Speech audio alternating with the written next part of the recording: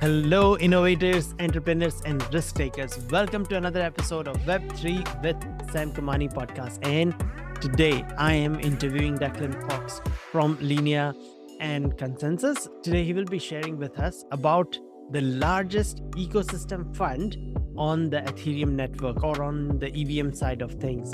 So let's listen from him on what they are building, how they are innovating, where he sees this whole space moving to, what are the opportunities out there for builders, for people working in Web3. And as always, nothing that we talk about in this podcast episode should be taken as investment advice. And as always, please leave a review and comment on this podcast episode on whichever platform you are listening on. With all that out of the way, let's get into it. It's great to have you on the show. I am so excited and looking forward to interviewing you because I have heard about Linea and ConsenSys, and you've been involved in this space for quite some time now. 7-8 years is a very long time. But my first question is, how did you get involved in this space? Yeah, great question. Actually, so I started my career in driverless cars. So not many people know this, but I was doing automotive engineering and I was mostly focused on, this is a while back. So we're looking at sort of 2025, 2030. What would the world look like if a car could pick you up and drive you around without a driver? And the interesting thing there is that would be great. That's going to be enabled, but for taxis, how would payments work? And so we were looking about 10 years ago at this sort of way to do peer-to-peer payments. And that's when blockchains and Bitcoin, and to a lesser extent, Ethereum came in. That's where I really first learned about the technology and got the bug. This is back in 2015-ish, I would say.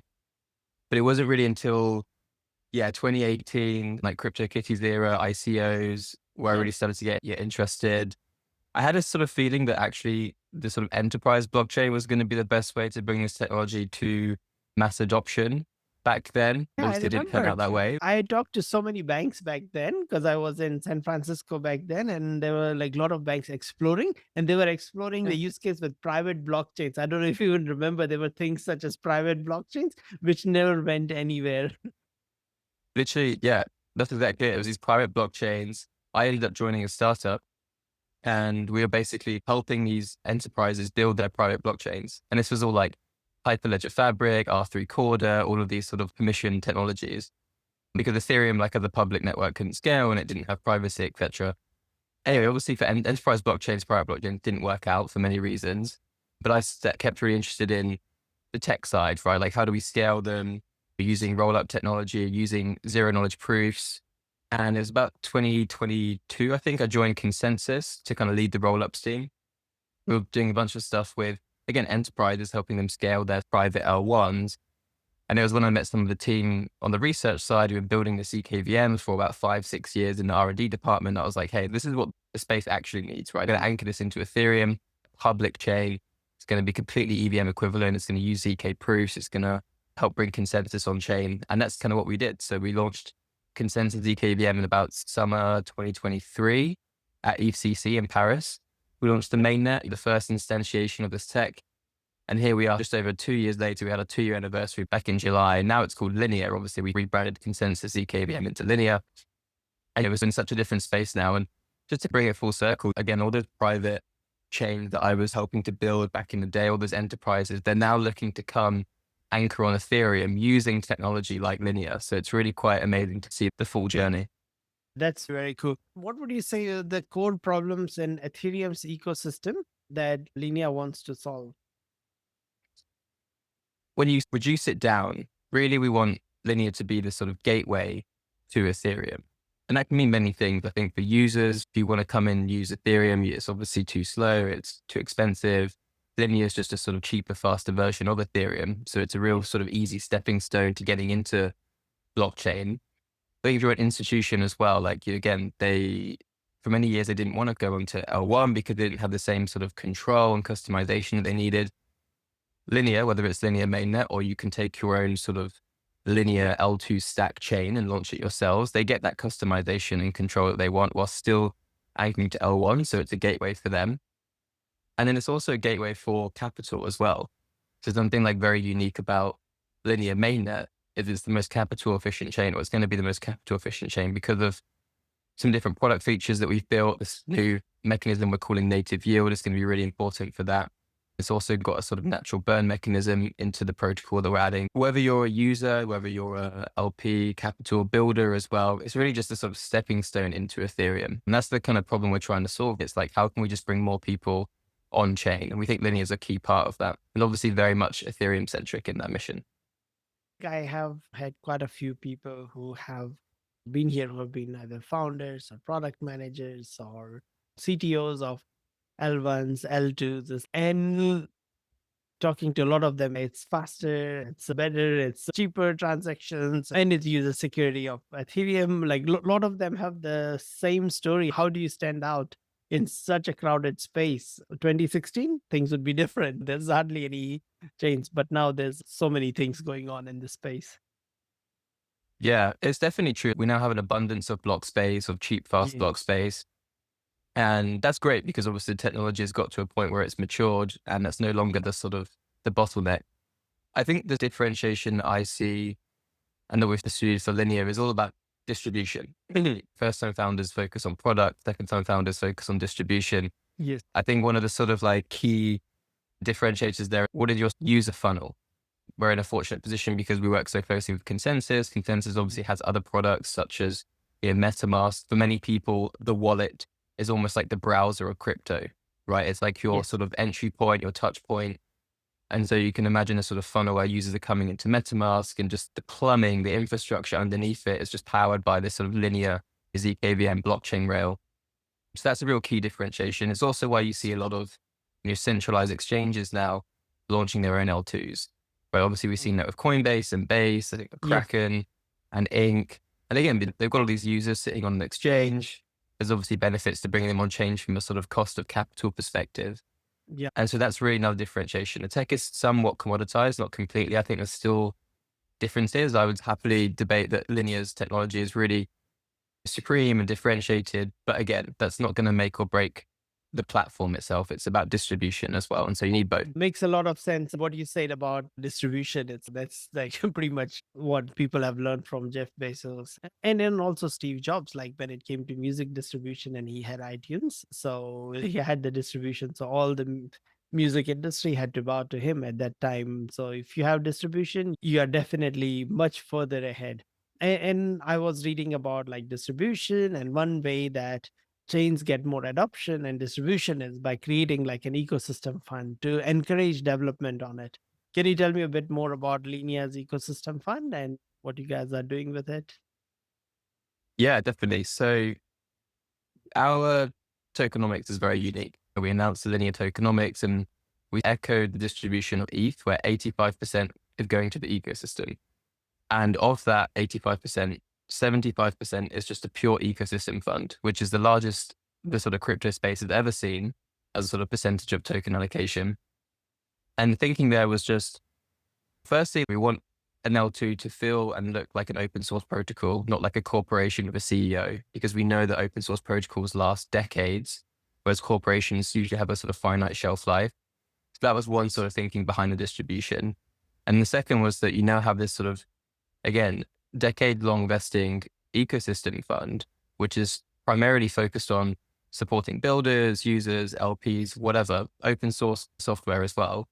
Yes. That's going to advance the space. And I see it like a digital sovereign state. So it's almost like you have a sort of economy and you almost want to invest in that economy, create new jobs, create ways for people to add to the GDP. And in the sort of chain sense, that means developers build interesting applications that attract users. And obviously then they generate gas feed because they're finding value from the chain. That almost is like tax revenues. So that tax revenues almost comes back to this ecosystem fund, which they see a return in terms of like their investment in the growth. And so we have this large ecosystem fund, which is basically just a very thoughtful way to start to invest in the chain, invest in the sort of the network state itself. And then we expect those builders to create very interesting use cases that grow the sort of value of the chain. And over time, that kind of reinvests in the fund itself. But it does that through this burn mechanism, because the unique thing about Linea is that we actually committed to burning pretty much all net profits. So the sequence of revenues minus the operating costs, 80% of that burns the Linea token itself, 20% burns ETH, which is a sort of commitment back to the layer one as a sort of Ethereum layer two. So that's very unique. I think going back to distribution a bit, at the end of the day, the chain is really a sort of B2C developer platform. and users go to applications. They don't go to chains. Someone doesn't wake up in the morning and say, okay, I'm going to go to Linea. They're like, I want to go trade on EtherX, right? I want to go swap some tokens here. And it's means to an end as the chain. When you log onto Facebook, if it's using AWS or GCP, you just use Facebook. So like having an ecosystem fund is really about helping to create more Facebooks on Linea. And we really just expect that to be what's going to bring users to the chain. Any such apps that you would like to talk about or share about that people should know, or you are really bullish about those dApps or decentralized apps building on Linea at the moment? Yeah, so EtherX is a new decentralized exchange, just recently launched on Linea.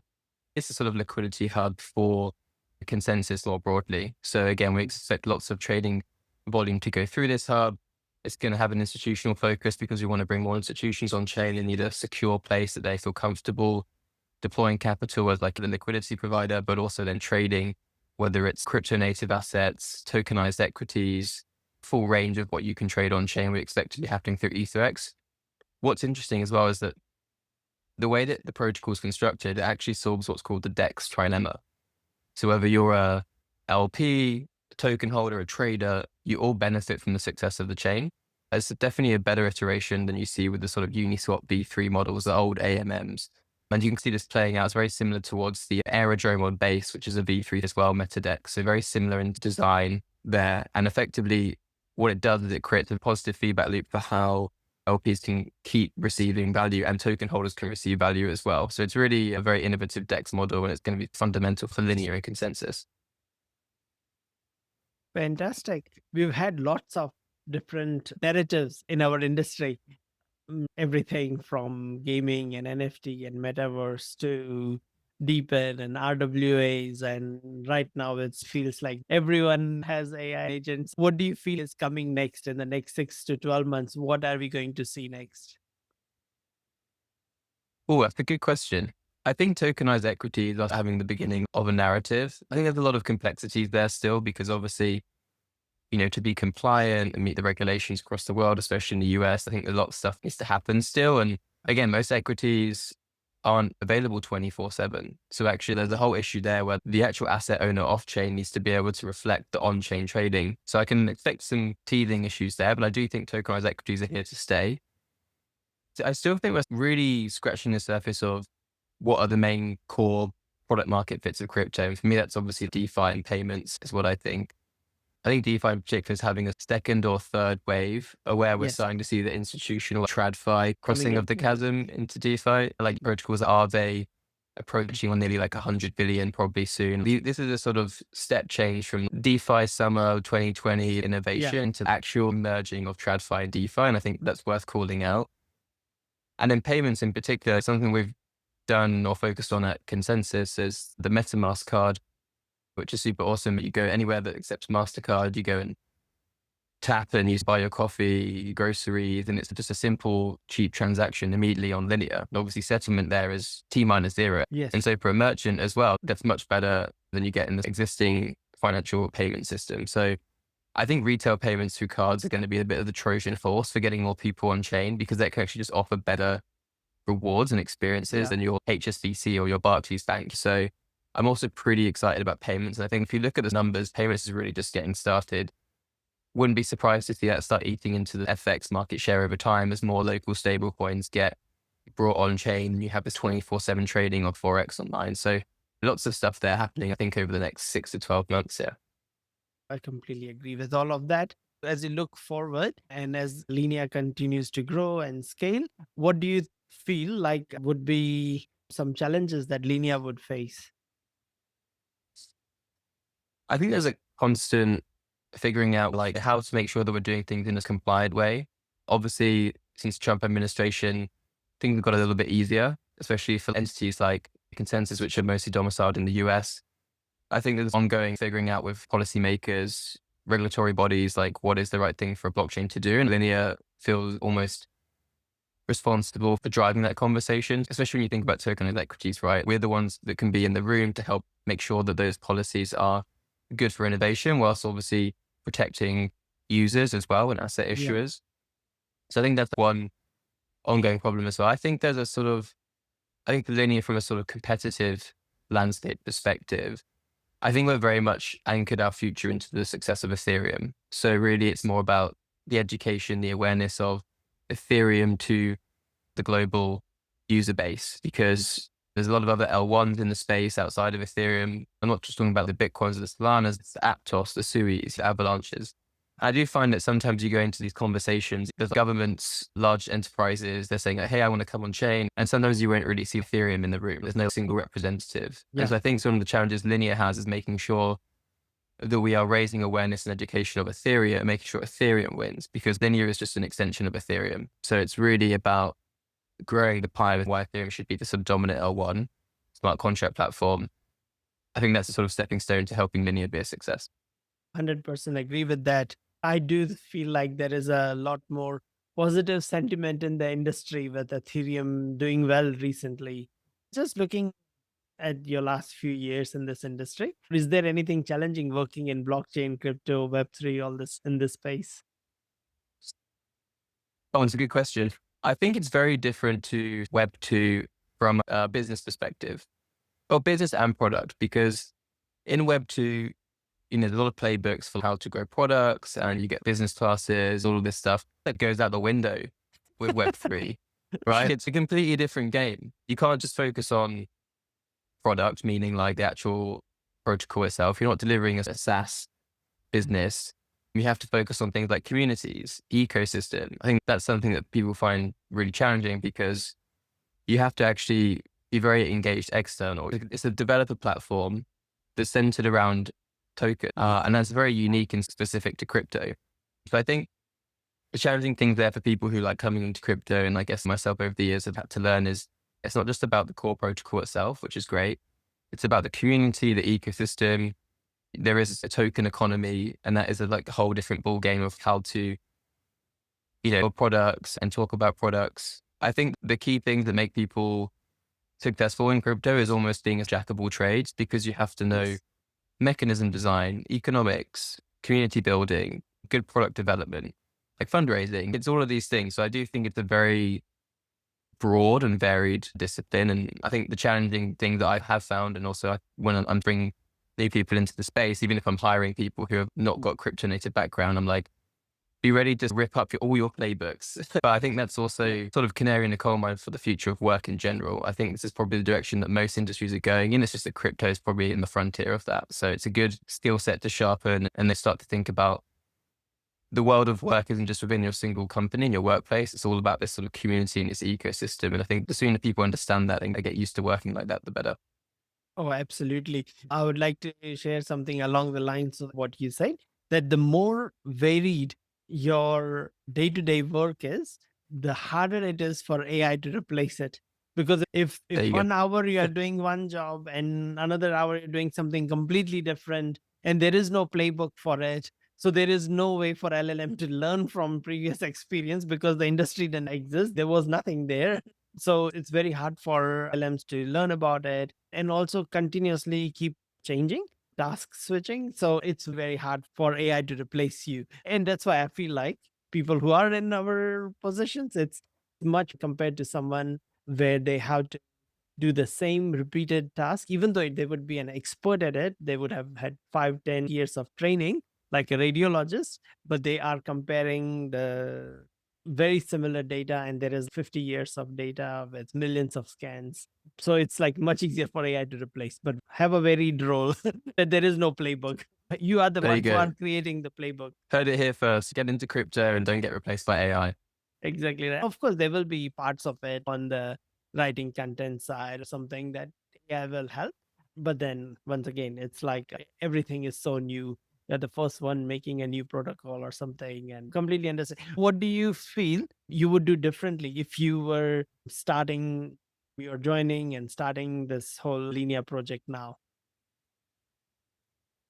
Oh, good question. What would I do differently?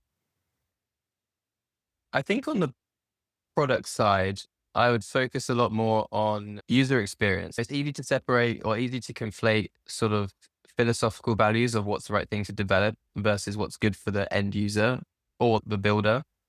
And I think we spent a lot of time working on research around how to decentralize a layer 2, some really deep technical work, which is complicated. And at the end of the day, what really stood out is that people just want cheap and fast. At least now, I think there's a sort of progressive roadmap, and you're always prioritizing, right? And I think I would have leaned in hindsight even more on how can we be cheap and fast and starting there. I think we found a good middle in the end, but that I would have probably started there earlier with the technology itself. I think with the ecosystem side, like when it comes to ecosystem building, would have probably narrowed my focus in terms of the different partners that we worked with, because not all builders are equal. It's really hard. You have a sort of core team, you have limited resources, limited bandwidth. I think what's proven to be clear in the space is that there's only a number of developers or teams that actually make a chain successful. If you maybe look at some recent examples like Solana, when I think of Solana, I think of Pump.Fun, I think of Radium, Jupiter. There's probably like 5 to 10.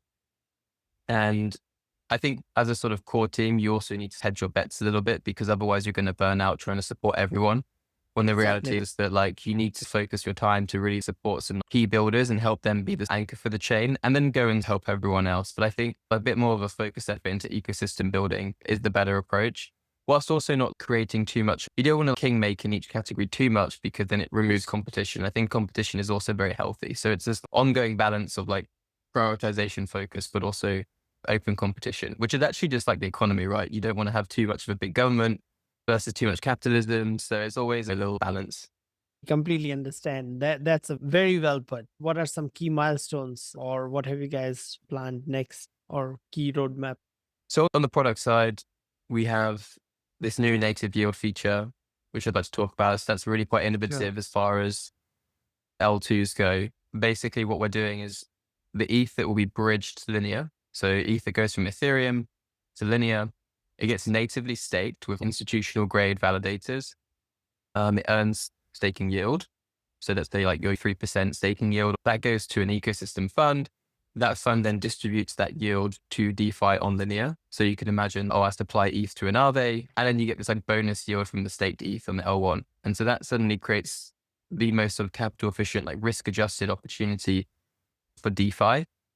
And what's interesting there is that obviously by providing nice yields, you're going to get more LPs, especially institutional LPs, of which Linea is very tightly connected with a bunch through ConsenSys and the sort of wider ecosystem. That creates nice deep capital markets for people to trade and do awesome things on chain.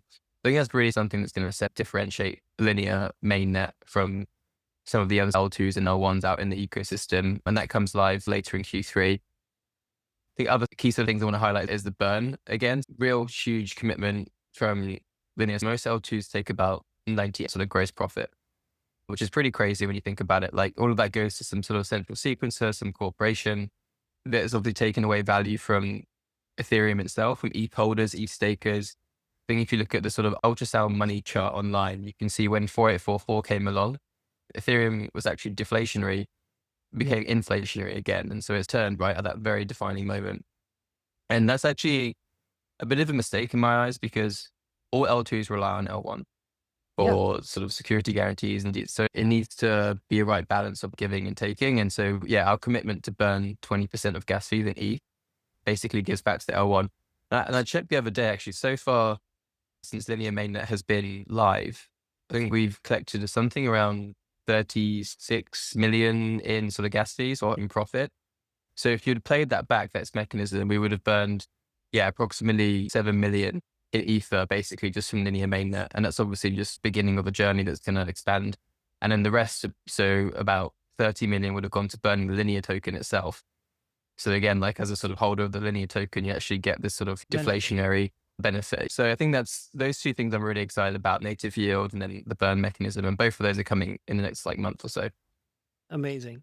That sounds very interesting, like how this would play out. But I completely understand there's been massive issue with fragmentation in the whole Ethereum ecosystem, even though so many L2s relied on Ethereum and the whole EVM architecture. But then it eroded the liquidity, or it split the liquidity and everything into so many different projects, and talent into so many different projects. In one way, you want to be open and you want to encourage everyone. But on the other hand, then it weakens the main branch. I don't know. It felt like it anyway. I had an interesting take. I've been saying for a while that obviously we had this proliferation of L2s. Like it was almost as easy to launch an L2 as it was to launch a smart contract. And I think what happened is a lot of teams and VCs as well saw this like premium on L2s of a token versus just an application on an L2 of a token. And so we saw this like emergence of many L2s, and there were service providers for this.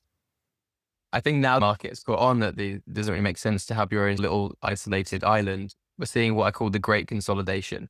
We're almost seeing a sort of classic Pareto's 20-80 distribution where the sort of top 20% of L2s are going to end up having 80%, if not more, of all of the transactions and distributions. It's going to happen. I do see this great consolidation is happening right in front of us now. And I think a lot of the fragmentation issues are naturally going to be solved by that, because at the end of the day, liquidity begets liquidity, and there's going to be a gravity force of like capital that attracts these top handful of chains. Of course, we expect Linea's mainnet to be one of those. And then the rest is going to be a sort of long tail, mostly just non-active chains that eventually should be sunset, in my opinion. I wouldn't be surprised to see a lot more sunset as the operating costs become too high. And I do think there'll be a return to people just deploying smart contracts on an existing chain to launching your own L2. Our industry does need a lot more apps that give usability and functionality. But since it was easy to build L2s, even in some cases L1s and DEXs, so that's why we ended up with so many different DEXs and so many different L2s and so much of the same thing over and over again. But then over time, the winners are very easily known. And then it happens in every industry. You have like few winners, few like middle, and then there's a very long tail. Just research anything on Google. There's no one goes to 34, and no one goes to page 34 and entry number 16 on page 34. So it's the same thing is going to happen in this as well. So my final question is, as you continue to build Linea and all these new interesting things and these new interesting mechanisms you are launching and have planned to launch, what is your ask? What are you guys looking for? Are you guys looking for more devs to come in, give it a try? Are you guys looking for more people to apply for your ecosystem fund? Anything else? Feel free to share. Yeah. So always interested in talking to great builders. I think builders are key to making a successful chain and obviously making this whole blockchain experiment valuable. So yeah, if you're a builder looking to bring your product to market, you're just looking for a bit of a home and some support, whether that's advice, whether that's financial, we think we can have something for everyone. And at worst case, we at least help steer you in the right direction, even if it's not linear. We're happy to do that too. So that's our big ask, I think, for great builders. Reach out, because we would love to help you basically reach the end, reach product market fit. You know, the capital side of your fund, of your institution, you're looking to get like good returns for your capital. Also reach out, because we think Linea is going to offer great risk-adjusted returns for you. And again, that's a sort of very holistic goal of ours, is to create a deep capital market by offering great returns to LPs. That's going to allow those builders I mentioned to create use cases and applications that have a good user experience, because obviously there's not enough liquidity, then who's going to want to trade a token if it's the slippage is going to be more than 5 bips kind of thing. So yeah, institutions, funds also reach out, because I think there's going to be lots of opportunities for you on Linea as well. And I think also like treasury companies as well. We're doing a lot of interesting work with digital asset treasury companies, and basically because again, we're going to provide the best risk adjusted return for you, for your capital, like yield on chain. So also very interested to have discussions there if there's people listening. Fantastic. What I will do is I'll put links to everything that you guys are doing in the show notes and description or comments on everywhere. This is going to 15 different platforms, so people can find you, people can learn more about Linea, what you guys are building at ConsenSys, and then support your mission and vision. So thank you, Declan, so much for your time, and wish you best of luck. Thank you. Thanks for having me. And yeah, feel free to reach out. Happy to chat. Thank you so much for tuning in and listening or watching this episode of the Web3 with Sam Kamani podcast. By now, you know the drill. Leave a comment or share this episode with a friend and leave a review. I would love to hear from you. So that's why my DMs are open. Reach out to me, especially if you are a founder building a product in Web3. Then I would love to hear from you. What are your challenges? Is there anything that I can help you or my community can help you with? Thank you once again and wish you best of luck in building your startup or your project.